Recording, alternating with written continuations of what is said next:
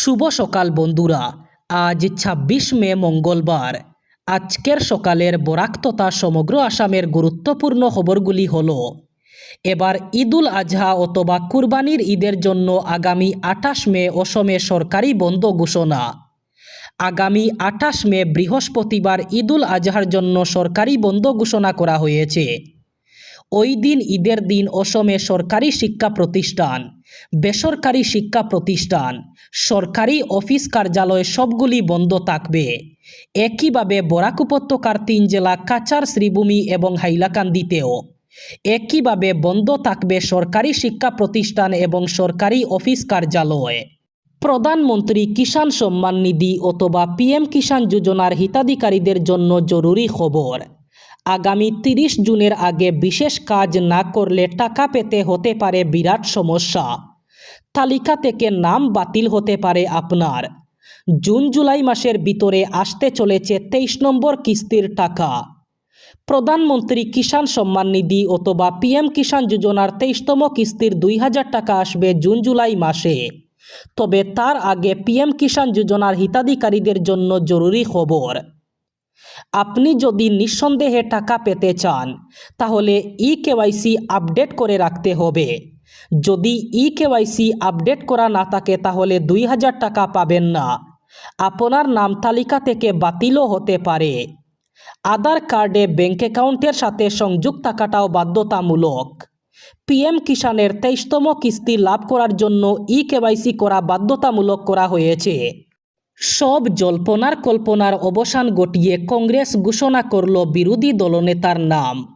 বীর সিং জারুয়ার বিধায়ক ওয়াজেদ আলী চৌধুরীকে কংগ্রেসের বিরোধী দলনেতা হিসাবে মনোনীত করা হয়েছে। অন্যদিকে কংগ্রেসের বিধায়ক দলের উপনেতা হবেন নাওবৈচা কেন্দ্রের বিধায়ক ডক্টর জয়প্রকাশ দাস। উল্লেখ্য, নাওবৈচা কেন্দ্র থেকে প্রথমবারের মতো বিধায়ক হিসাবে নির্বাচিত হয়েছেন ডক্টর জয়প্রকাশ দাস। প্রসঙ্গত, বিধানসভা নির্বাচনের ফলাফল ঘোষণার ২১ দিন পরেও কংগ্রেস বিধায়ক দলনেতার নাম ঘোষণা করতে পারেননি। অসম বিধানসভা অধিবেশনের গতকাল ছিল তৃতীয় দিন। অধিবেশনে মূল্যবৃদ্ধি ইস্যু নিয়ে বিধায়ক অখিল গগৈ এবং পীযূষ হাজারিকার মধ্যে তীব্র বাকবিতণ্ডার সৃষ্টি হয়। দেশে মূল্যবৃদ্ধির কারণ ব্যাখ্যা করতে গিয়ে মন্ত্রী পীযূষ হাজারিকার বক্তব্যকে কেন্দ্র করে উত্তপ্ত হয়ে ওঠে বিধানসভা। সদনের মেঝেতে বক্তব্য রাখতে গিয়ে মন্ত্রী পীযূষ হাজারিকা বলেন, অধ্যক্ষ মহোদয়, ইসরায়েল, আমেরিকা ও ইরানের যুদ্ধের কারণে তেলের দাম বেড়েছে, আর সেই কারণেই মূল্যবৃদ্ধি হচ্ছে।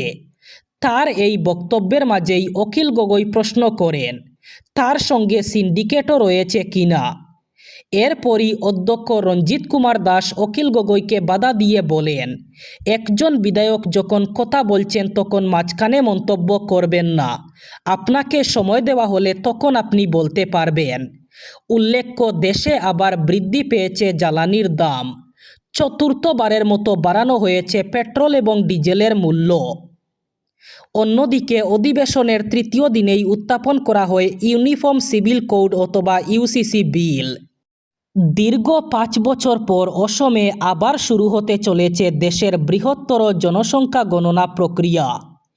আগামী ২ আগস্ট থেকে রাজ্য জুড়ে শুরু হবে জনগণনার প্রাথমিক কাজ। ইতিমধ্যে এই বিশাল কর্মসূচির জন্য প্রস্তুতি শুরু করেছে রাজ্য জনগণনা দপ্তর। এবারের জনগণনায় রাজ্য জুড়ে প্রায় ৮৫,০০০ গণনা কর্মী নিয়োগ করা হবে। জানা গেছে ২ আগস্ট থেকে ২ দফায় জনগণনার কাজ শুরু হবে। প্রথম পর্যায়ে গৃহ গণনা এবং সামাজিক অর্থনৈতিক তথ্য সংগ্রহ করা হবে। এরপর আগামী ফেব্রুয়ারি মাস থেকে শুরু হবে জাতিগত জনগণনার কাজ। দেশের অন্যান্য অংশে চলতি বছরের ১ এপ্রিল থেকেই জনগণনার কাজ শুরু হলেও অসমে সদ্য সমাপ্ত বিধানসভা নির্বাচনের কারণে এই প্রক্রিয়া কিছুটা দেরিতে শুরু হচ্ছে।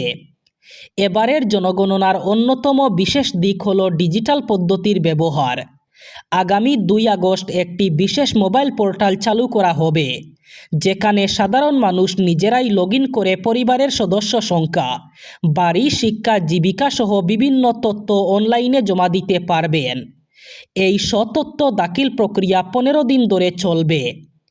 এরপর 17 আগস্ট থেকে গণনা কর্মীরা বাড়ি বাড়ি গিয়ে নাগরিকদের জমা দেওয়া তথ্য যাচাই করবেন। আগামী 15 সেপ্টেম্বরের মধ্যে গৃহ গণনার কাজ সম্পূর্ণ করার লক্ষ্য নেওয়া হয়েছে। 3 দিনে অসমের বিভিন্ন জেলায় বজ্রপাতে মৃত্যু হল 5 জনের। পাশাপাশি প্রবল ঝড় বৃষ্টিতে রাজ্যের একাধিক জেলায় ক্ষতিগ্রস্ত হয়েছে বাড়িঘর এবং পরিকাঠামো। অসম রাজ্য বিপর্যয় মোকাবিলা কর্তৃপক্ষের সর্বশেষ রিপোর্টে এই তথ্য সামনে এসেছে। রাজ্যের দুর্যোগ মোকাবিলা বিভাগ জানিয়েছে, গত 3 দিনের মধ্যে কোকরাঝার, বরপেটা, গোলাঘাট, উদালগুড়ি এবং ডিব্রুগড় জেলায় বজ্রপাতে মৃত্যু হয়েছে 5 জনের। এর মধ্যে শুধুমাত্র 23 মে 3 জন প্রাণ হারিয়েছেন। ওই দিন কোকরাঝার, বরপেটা এবং গোলাঘাট জেলায় 1 জন করে মৃত্যুর ঘটনা ঘটে।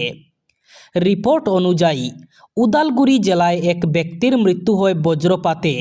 তার আগের দিন ডিব্রুগড় জেলায় আরও 1 ব্যক্তি প্রাণ হারান। শুধু মানুষই নয়, বজ্রপাতে গত কয়েকদিনে রাজ্যে বেশ কয়েকটি গবাদি পশুরও মৃত্যু হয়েছে। ঝড় বৃষ্টিতে ব্যাপক ক্ষয়ক্ষতির মুখে পড়েছেন রাজ্যের অন্তত 7টি জেলা।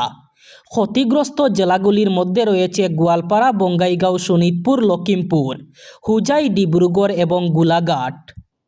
দুর্যোগ মোকাবিলা কর্তৃপক্ষের তথ্য অনুযায়ী 11টি রাজস্ব চক্রের অন্তর্গত অন্তত 31টি গ্রাম ঝড়ের কারণে ক্ষতিগ্রস্ত হয়েছে। অসম বিধানসভায় উত্থাপিত হল ইউসিসি বিল। মুখ্যমন্ত্রীর পক্ষ থেকে মন্ত্রী অতুল বোরা বিধানসভায় এই বিলটি উত্থাপন করেন। হিমন্ত বিশ্ব শর্মার দ্বিতীয় কার্যকালের প্রথম মন্ত্রিসভা বৈঠকেই ইউসিসির খসড়ায় অনুমোদন দেওয়া হয়েছিল। প্রথম মন্ত্রিসভা বৈঠকের পর মুখ্যমন্ত্রী জানিয়েছিলেন, জনজাতীয় জনগোষ্ঠীকে ইউসিসি বিলের আওতার বাইরে রাখা হবে। ধর্মীয় পরম্পরাকেও ইউসিসির বাইরে রাখা হবে। ইউসিসি বিলে বিয়ের ন্যূনতম বয়স, বহু বিবাহ এবং মেয়েদের সম্পত্তির অধিকারের বিষয় অন্তর্ভুক্ত থাকবে। বিরোধীদের ইউসিসির বিরোধিতা নিয়ে একাধিক বিধায়ক কড়া সমালোচনা করেন।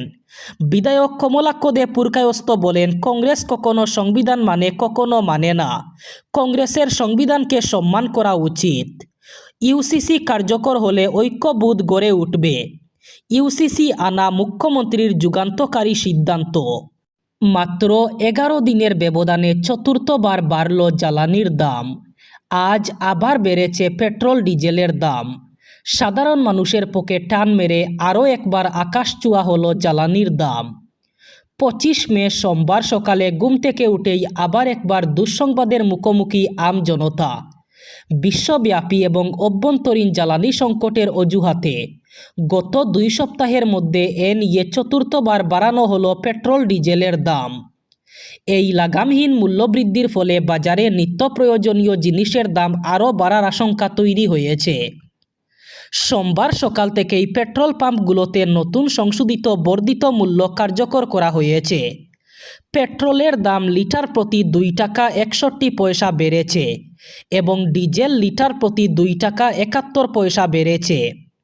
মাত্র 11 দিনের ব্যবধানে পরপর 4 বার মূল্যবৃদ্ধির জেরে চলতি মাসের শুরুর তুলনায় নাগরিকদের এখন প্রতি লিটার জ্বালানির জন্য প্রায় 8 টাকা অতিরিক্ত গুনতে হচ্ছে।